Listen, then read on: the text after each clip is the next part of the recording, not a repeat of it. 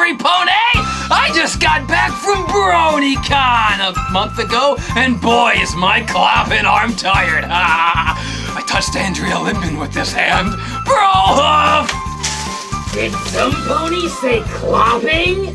Oh my god! Cold Corona! Back from the dead! Can I be in this video?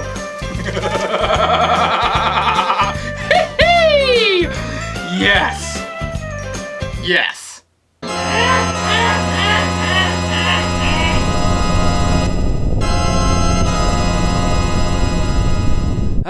BronyCon, or Briny Con as autocorrect keeps calling it. Yar. The once-a-year celebration where the streets of Baltimore are ransacked by cosplay-garbed horse nerds.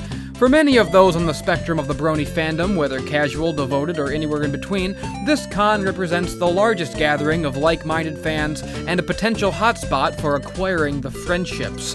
For me, this trip was both business and pleasure, for I am no ordinary Briny, but a professional Briny.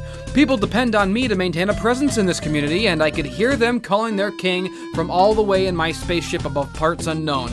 As the greatest living writer and performer of criticism and analysis in the entire world, who just so happens to be currently focusing my attention on ponies, I was rightfully invited to take part in this big, wonderful panel with Digibro, I Love Kim Possible a lot, this guy, Tommy Oliver, and T-Bap, even though they weren't technically supposed to be on the panel. Ben, introduce yourself. I'm Ben, I'm Fandom. Hey, no, my turn. Not you. Get out of here. Okay, fine, whatever. I said my friends.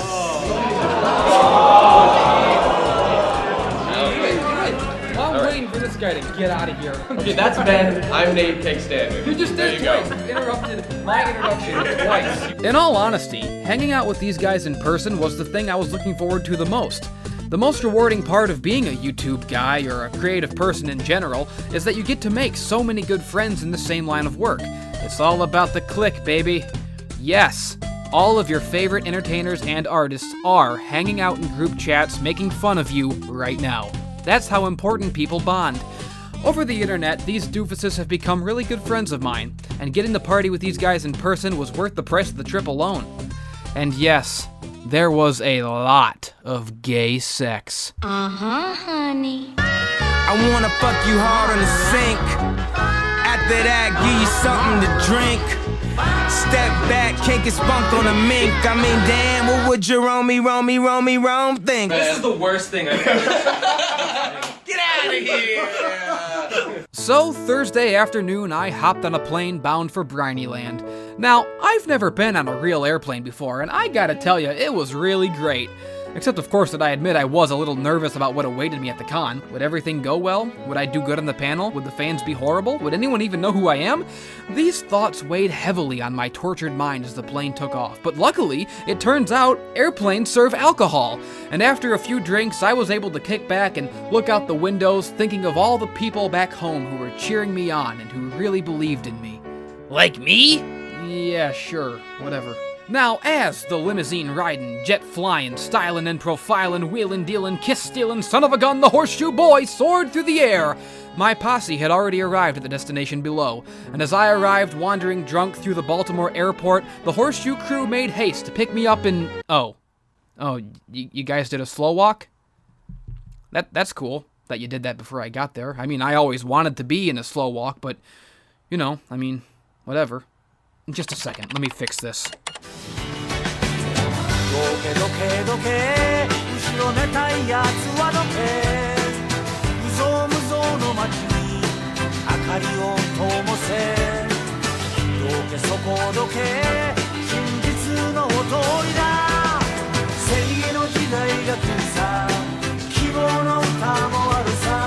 Anyways, as I was saying, the Horseshoe Crew made haste to pick me up in the Briny-mobile, and as the Horseshoe King arrived in the city, his royal procession was greeted by the welcoming lights on the Horseshoe Hotel, in tribute to his majesty. Surely I had finally found my kingdom, and would at last be treated with respect. Ben, introduce me to this motherfucker. Who's this guy? I don't know, he just found him one. Put me on the spot. I'm not entertaining in real life. How come he's so fat? Alright, that's what I've been telling you. I've warned you all. You're actually talking with your mouth full of chewing. while talking about yourself. He grabbed the first song. It's not even his. He demolished my fucking protein bar.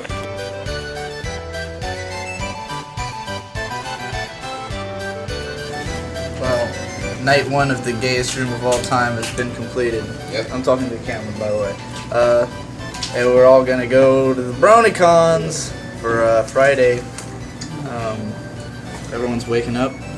Even though we were all, well, except Victor and Shade, fairly drunk last night, I think we all feel pretty good, right? Not bad at all. How you feel, Jesse? You fucking film me, you cocksucker! The first day of the convention, I immediately wandered off from the group and disappeared into my own magical journey through the cave of wonders that is the dealer's room. One of my goals for this trip was to spend every penny I had on food and pony swag like a fat retard. When in Rome, right? I mean, hell, I spent a year and a half physically preparing to look the part, might as well act like it too. We lost Jesse completely. Yeah. Oh man.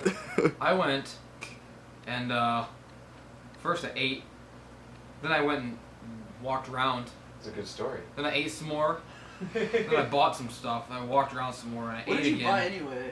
You didn't show us. Oh, I bought 2 t-shirts, and I was gonna buy more, Did but you I get plastic? had to go eat, Yep. and You had to go walk too. yeah, then I did the panel, and that was pretty good, and everyone loved me. Then I fucked a million girls, and everyone gave me their money, and I got in a rocket ship. People will hang out at booths and are really No one can obnoxious, fucking get in and buy shit. so they try to make sure you're not one of those people. What do they call those? Like booth hanging out people? There's a word for it. Loiterers, Yeah, assholes. Douchebags, that's what I was gonna say. bronies. Whatever the opposite of a booth babe is. That's Someone who's the there to definition repel of brony. customers. Just someone who Right. stands around. Jesse's catch-all insult for everything is just bronies.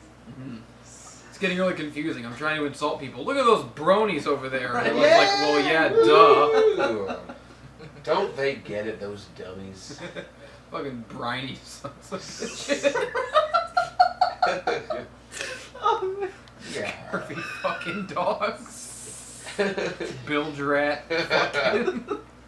Good evening, ladies and gents. I'm standing in front of a big blue sign.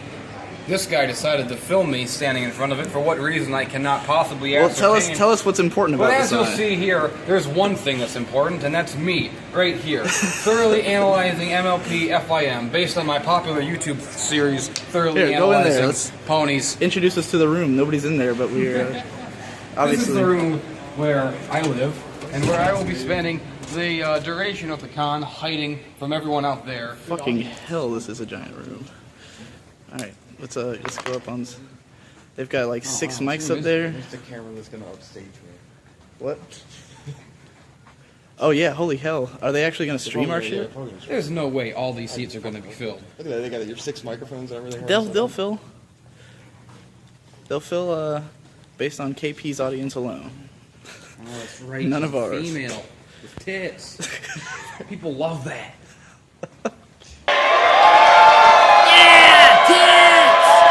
KP, show us your tits! We only came here to see tits and nothing else! I'm Tommy Oliver. Boo!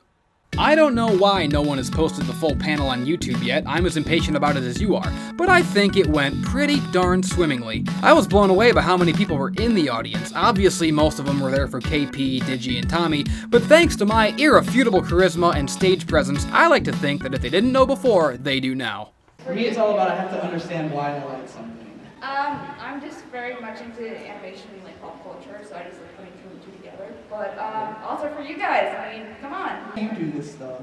Because it's fun. Oh well, whatever. Okay. This question's going nowhere, Jesse. Money. Jesse, you're supposed to tell me. And so Friday came to a close, and I retreated back to the hotel room for another passionate night of spooning with Phantom Horn. Believe me, there's nothing phantom about it. I've been waiting a month to make that joke. If only it were a joke.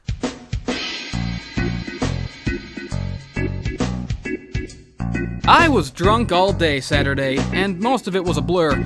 I do remember Keg and I spotting Andrea Libman in the hall, and with a lustful madness in our eyes, pushing aside the children and wheelchair-bound, we swiftly chased after her like tobacco-hungry farm animals, and upon cornering our prey, promptly proceeded to vomit hot spaghetti noodles all over her shoes.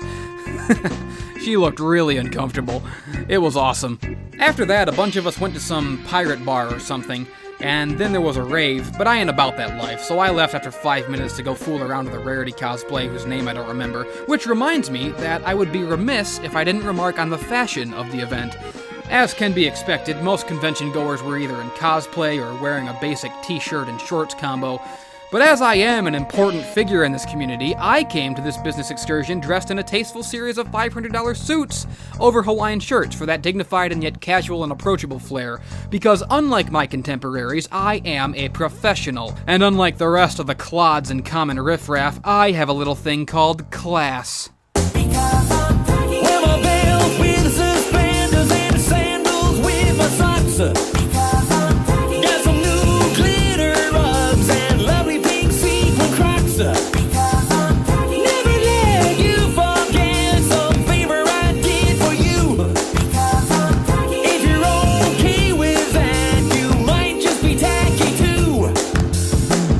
Ironically, despite wearing ungodly expensive formal attire all weekend for the sake of a joke that only made sense to me, I somehow missed the actual formal ball event, because of course I did. It was on Saturday that we also hit the town and saw the sights of Baltimore.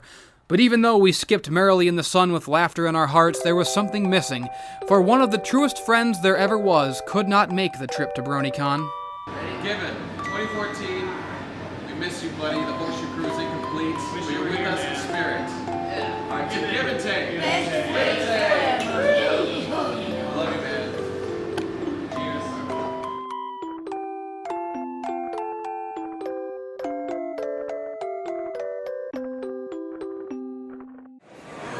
This guy. You gave me a free wristband, so Yeah, you get I a did. shout out in the video. Brothers United. Yeah, oh yeah, Brony. And he gave one to Jesse. I can wear my autism on my sleeve now. On Sunday, we were all pretty much beat. Because I only had so much room in my suitcase, I had run out of suits and had to dress like a common peasant, which was much more comfortable, I'll admit, but not nearly as funny. For most of the con, my band of brigands pretty much stayed together in our own little balcony area, joking around and saying hi to whoever approached us, but at this point, on the final day of the convention, we were all secure enough in our surroundings to split up and go on our own adventures. So while Digi hung out with drunk people somewhere, Phantom drew pictures on the floor, and Keg ran around desperately trying to get laid, I just sort of wandered around aimlessly eating and buying stuff. If that isn't the Horseshoe Crew in a nutshell, I don't know what is. Eventually, I ran into KP and, paired up with her. And you marks thought I hated her. I also stopped by the autograph room where I got my hat signed and apologized profusely to Andrea for drowning her in ragu the day before. But she was all like, "Nah, man, I thought you guys were totally cool. Especially you, Horseshoe God. In fact, I want your autograph." That's what she said to me. I'm not making this up. She said, "I love you. Your voice acting is better than mine. If I don't get enough, you're sexy, and I want to have sex with you."